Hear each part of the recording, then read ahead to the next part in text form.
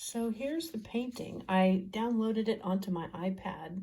I usually use Wikimedia Commons for the imagery because often they have very high resolution pictures of the paintings.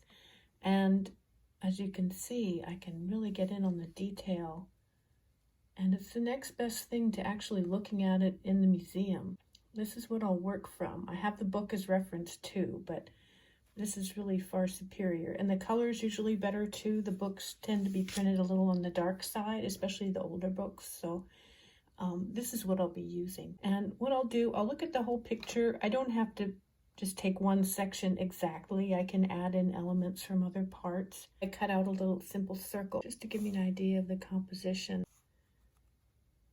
It's always good to have contrasting foreground. Just gives you a sense of depth. The first thing I'll work on is the sky, trying to get the light at the horizon, the glow, and the correct shade of blue. And then the distant, as you can see, there's some very distant hills along the horizon, and then different shades of blue as it approaches the foreground. And the middle ground is always fun to paint because you get these trees, you can have a little more definition and see the light around the edge of the trees, but you can get an idea of the brush strokes. This side you can see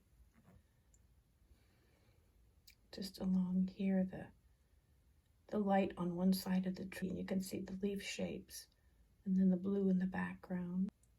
Foreground, some nice rocks.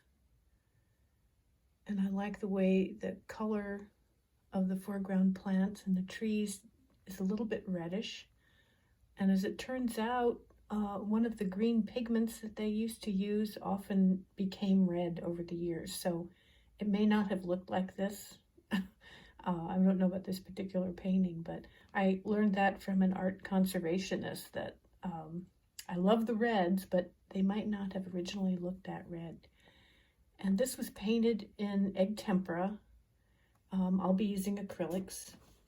It was painted by Pietro Perugino in 1494, and it's the portrait of Francesco delle Opere.